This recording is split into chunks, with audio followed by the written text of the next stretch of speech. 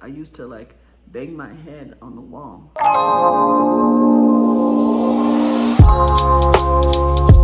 Hey y'all, it's Ami here from Melanin and Milk. What's up?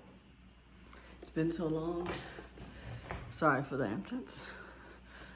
Before we get this video started, don't forget to like, comment, and subscribe, okay?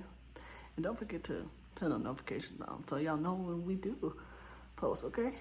So, a lot of y'all wanted to know my upbringing as being a Jehovah's Witness. So, I got a list, literally a list.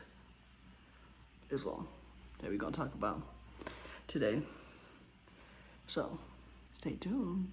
So pretty much, as a Jehovah's Witness, we had to, from basically since I was a newborn up until 16, 17-ish, I would say 18 is when I stopped going out in service on Saturdays. But for the most part, for 18 plus years, I was going to the Kingdom Hall for 3 days a week, Tuesday, Thursday, and Sundays, and then going out in service. Knocking on those doors, as y'all know, super embarrassing to do on Saturdays. So that was the routine. We also had to study the publications, so the Watchtowers, the Awakes. They also had books on certain topics that they would have us study based on like that week or whatever. Could we pretty much be reading the Bible over every single year from start to finish, basically, is at least the gist of what I got out of it. We had to wear very modest clothing, so no cleavage, none of that. No skin, no legs, you can't see no skin, so no short skirts or dresses or anything. We had to be very modest. We weren't also allowed to hang out with the opposite sex, so we weren't allowed to hang out singly with a guy or vice versa. It always had to be in a group setting. I am the youngest of 6, and my brother, who's the closest to me, he's 3 years older than me, so I ended up spending a lot of time with my 2 brothers because they were closer in age, and I was into like playing basketball, football, all those stuff, and I knew they were, doing that with, the other witness kids. They would play that, so my mom would be like, oh, you're gonna go hang out with your brother and his friends. So I would do that a lot growing up. Every single year, every weekend, every chance to hang out with the witness kids, because my mom pressured me to, not stay at home. She wanted me to be around more witnesses. I couldn't have friends outside of the religion. That they would be considered worldly people, and so she would call them associates. She would say, you mean your associate? Like when I would talk about my friends, I'd be like, my so-and-so friend, and she'd be like, you mean your associate? Like she would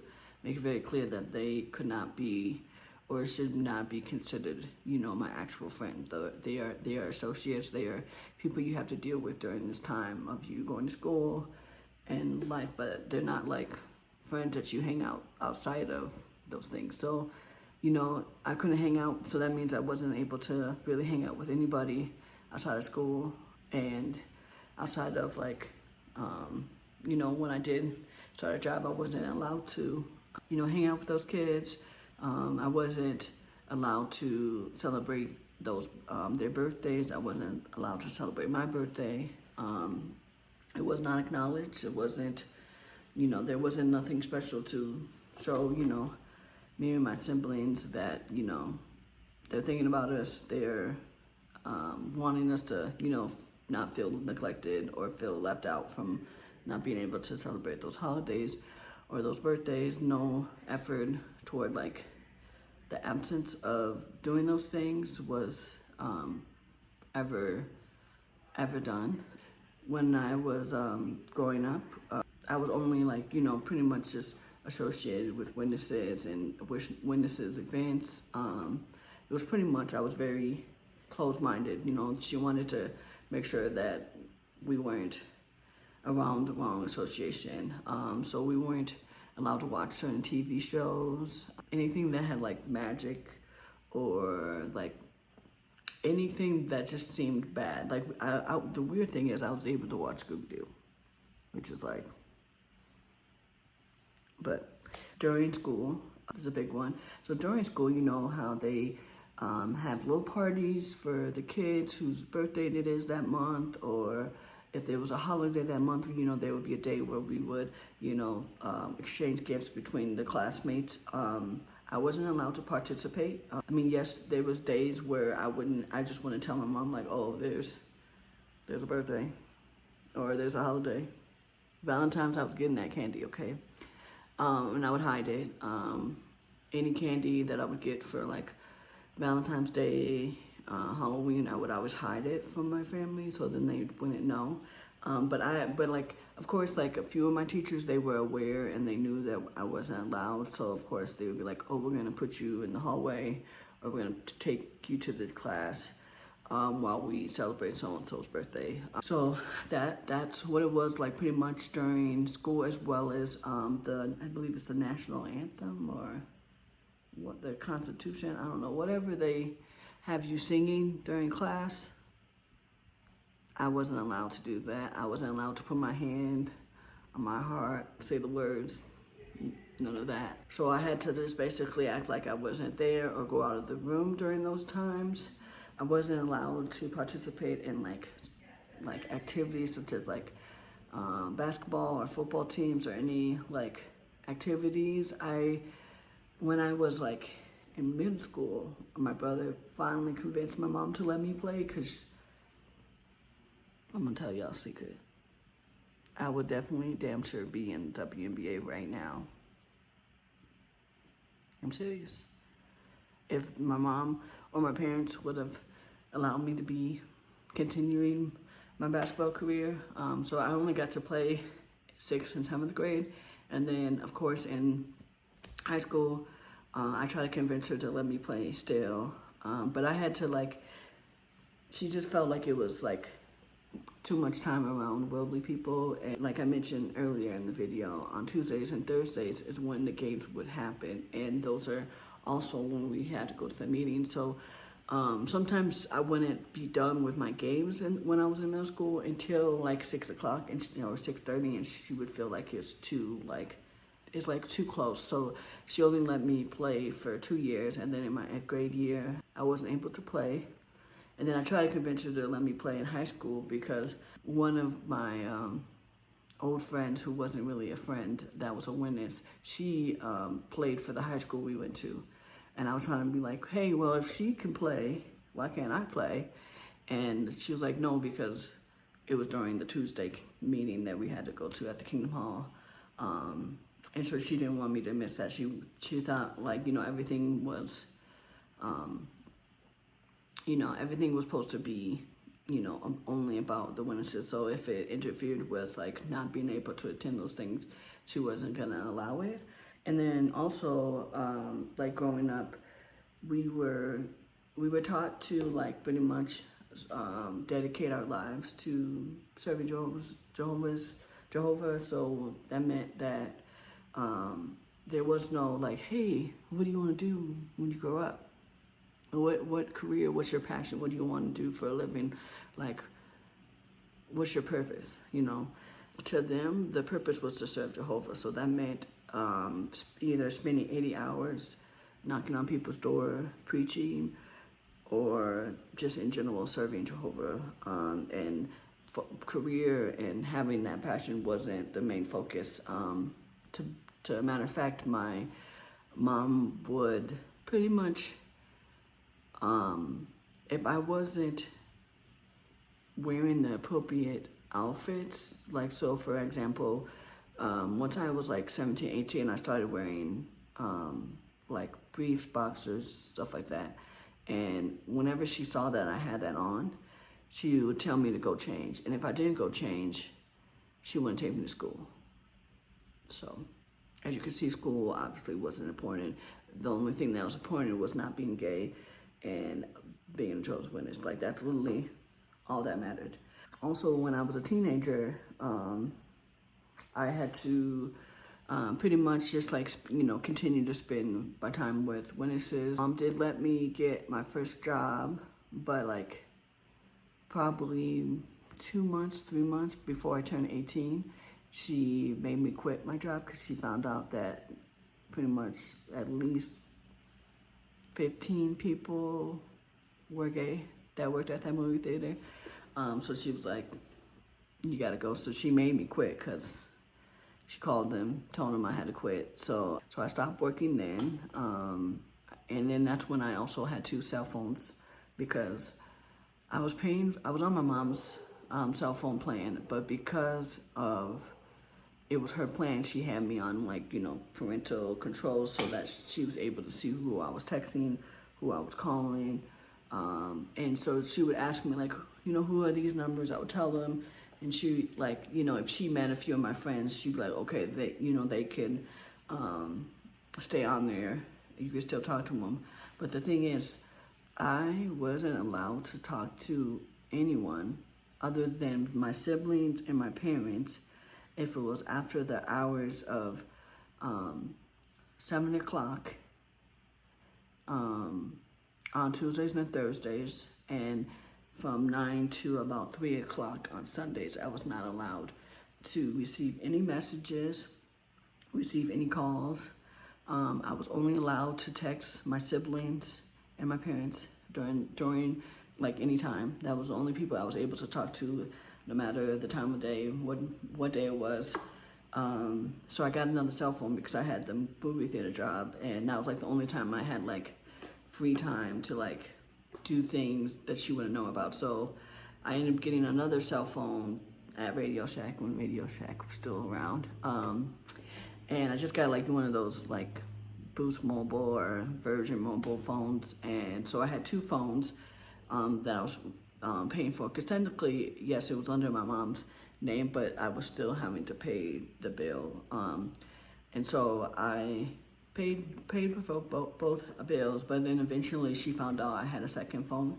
So I wasn't, so like a lot of my friendships that I had, that I met through school, like pretty much went away eventually, especially because once I got into a argument with a student, my like end of my freshman year at the high school I was going to, and they pretty much made it seem like I was gonna get in a fight. So my mom took me out of school because she didn't want, me to be around that basically. And so I was homeschooled for 3 years basically, which basically caused me to not graduate until I was 20 because of, I was really honestly babysitting my nieces and nephews during that time, not actually going to school. I wasn't doing homeschooling. I wasn't really doing anything, and I wasn't, as long as I wasn't being around worldly people or like doing anything inappropriate in their eyes, it would be fine for my mom. So I ran away when I was 16. And then I came back like a week later, and then I told my mom, you want me to stay, you're gonna have to find me a school. So she found me a school my junior year, and that was like in the middle of December at the end of the quarter. So I had to start all over on top of being like the last week of that semester. So I had to start all over, and I went there for 2 years until I graduated.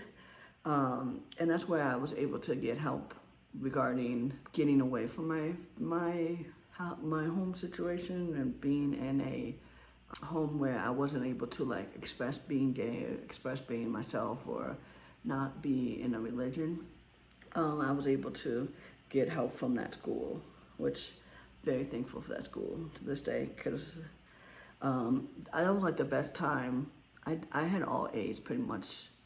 Like once the new quarter set, I had all A's until I graduated because of all the great teachers that supported me, and they understood what I was going through, and they helped me get into a program where I was able to live on my own and everything. Also, when we were growing up, once you get to a certain age, there's like a book. I have no idea what the name of that book is, anymore because it's been so long since I've seen it, but it was pretty much a book about youth and how, like, basically you should live and continue to do these things and avoid certain things, like, you know, don't have sex before you're married because you're going to be ashamed, and like you're going to get sick, and they just pretty much basically try to scare you not to do certain things, but also try to make it seem like sex was a bad thing. But like, you know, obviously you're trying to prevent pregnancy and everything like that, but to me it kind of made you have trauma when it came to like sex and things that come with becoming an adult.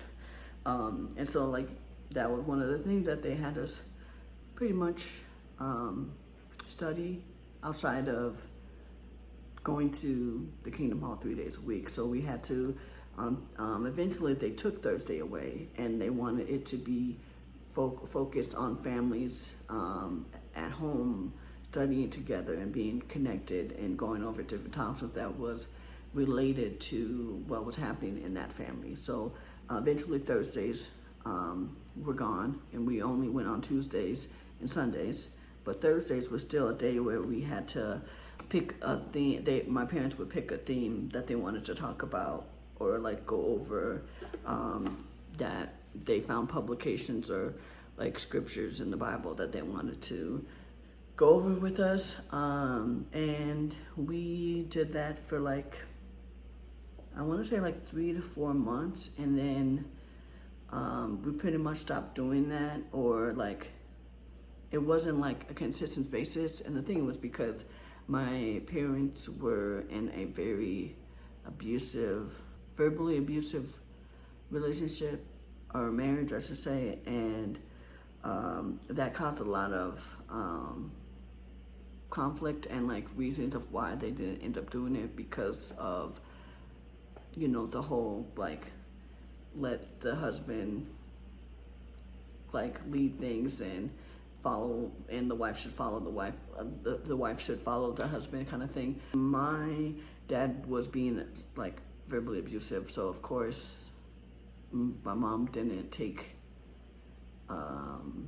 hint to it like they wanted in the religion and like how my dad would want things to go. So like there was times where we wouldn't end up doing it because of that, as well as they would also have, like, when they had like a couple elders, they would come and they would go over like different scriptures based on what you tell them. So like when I mentioned about like, oh, they say like, oh, you're supposed to listen to, you know, the husband and follow him. Well, they were ignoring the fact that my dad was being verbally abusive to not only my mom but to his kids. So it's like it's not adding up. Like, you want me to listen to what he's saying, follow his lead, but then he's also being verbally abusive. Make it make sense. So and they knew that, and they didn't do anything about it. They made and then also growing up as a witness, you're not allowed to like divorce for certain reasons, and being verbally abusive apparently was not a reason to get a divorce. So my parents literally didn't get a divorce until 2019. So they were together for 30 plus years when they probably should have never been together. They probably shouldn't be here, to be honest, because they shouldn't have been together. And I think pretty much like I said, we would have like for holidays and stuff like that, we would have where we couldn't celebrate like any holidays like I mentioned, but like sometimes we would go to like my aunt's house or a family member, because, you know, it was just my immediate family that have our Jehovah's Witnesses. And so my aunts and my cousins, they would always get together during holidays, and they would always invite us, and sometimes we would go. But then of course there would be where they would go back and forth about religion and all that stuff, or they would try to like throw in like my family's face about like Christmas. Like my aunt would have like, you know, decked out Christmas decorations, the whole 9 yards, which, I mean, is amazing. I always loved her, how she set up her house. I always loved her decorations. You know, I was excited to go. I always liked the holidays, even though I wasn't able to experience it. I honestly didn't experience like decorating a tree until about 2 years ago with Savelli. So I've been able to like not experience like the whole experience of like receiving presents and buying gifts, and the only thing that we did was, you know, we would go to those events, or as we got older, I've noticed that they would just like gather together, like, oh, you have a day off, okay, so let's all as a family get together. And they would either make Thanksgiving dinner, exactly what Thanksgiving dinner is, or they would make some type of, oh, let's do Mexican, or let's do Italian, or whatever. They would pick or choose what food they would want to make. Sometimes they would follow the tradition of whatever the holiday is, or sometimes they wouldn't. They would, like, you know, just continue to try to like make it seem like, you know, like that was like the only, I would say, like time where we would spend together, but it wasn't considered a holiday. It was be considered like a family dinner. Going up for like Halloween, sometimes they would take us to go bowling or to the movies, so we would stay away from, or not have to worry about like people knocking on our doors, or, you know, things of that nature. They would just pretty much just try to like to have us do other things so that we didn't pay attention that we're not in no costume, getting a whole bunch of candy. So we ended up missing out on a lot of like, I used to like bang my head on the wall. Fun activities that kids get to enjoy, such as that, like being able to, you know, celebrate certain things. We weren't allowed to have certain toys. We weren't allowed to like, you know, do like things that would be against the religion. Like if it was down from TV, movies, the games that we played, the music we got to listen to. It was just everything, like everything we weren't allowed to listen to. I mean, of course we did. I pretty much, from what I can remember, I pretty much like had a second life, you know. Like I cursed, you know, we weren't allowed to curse. I cursed. I hung out with my friends. I called them my friends because that's what they were. They weren't associates. They were my friends. Just how I wanted to, as much as I could.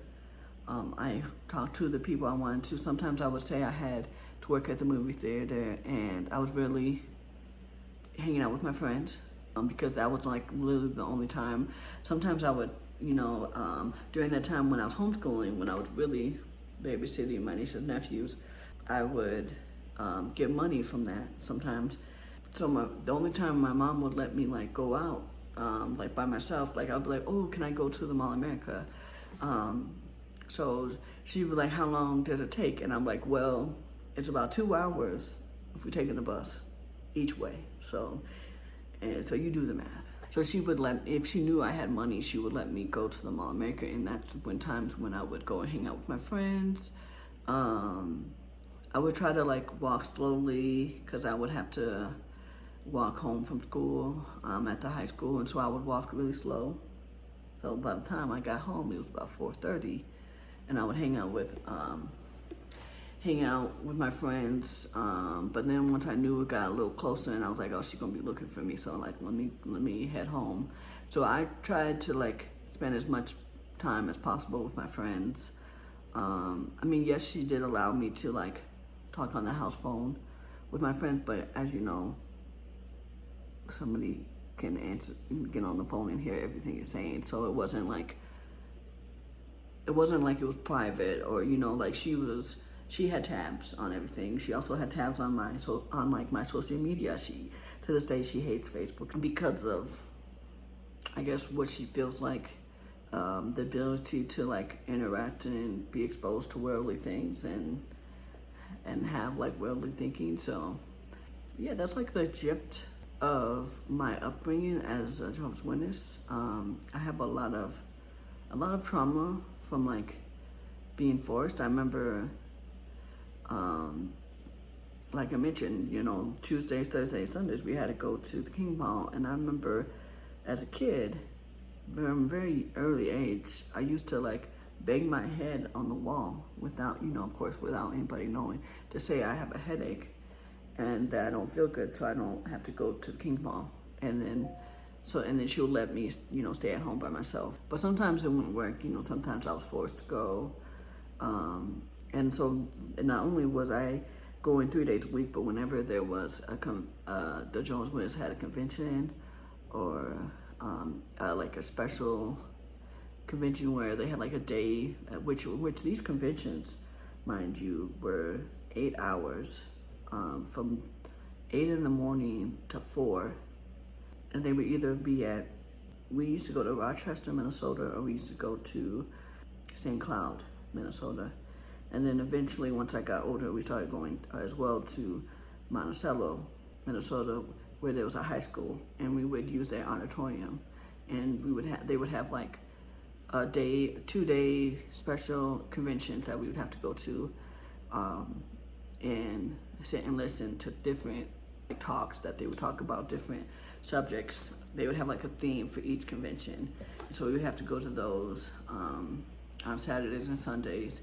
And then the big ones were usually from Friday to Sunday, and those were 8 to 4, and then I believe 9 to 3 or 9 to 4 on the last day. And those were always in Rochester, Minnesota. And the only thing good about that is we got to stay in a hotel. I got to go swimming, and we got to eat out. That's what I look forward to. Not the content, not what they were talking about, but those things. So as you can see, it wasn't something that I was really honestly interested in. It was something I was forced into based on my parents', you know, opinion, which, mind you, both of my parents weren't raised as Jehovah's Witnesses. They were both reached out to by witnesses knocking on their door and preaching to them, and then ending up studying with them and getting baptized, and history continues. My parents have no idea the things of like what you're causing your children from not being able to experience those things, because it wasn't like where they would like, oh, I know it's Halloween coming up, you know, maybe 2 months before that or 2 months after that, maybe let's have a costume party, we have all the candy, or like Christmas, let me, you know, like randomly give you gifts. They didn't make you feel like you weren't left out. You felt left out. You felt like unimportant. Birthdays were just another day. They didn't acknowledge it. They don't even remember how old you are. Like my parents probably still don't know. My dad probably will, but my mom damn sure don't know how old we are. She probably don't even remember the date, you know, of when we were born. So yeah, so if you guys have any questions or want to know anything else about me being raised a witness and no longer associating with that religion, let me know in the comments. And please, please, please, please don't forget to like and subscribe. And I'll see y'all in the next video. Bye.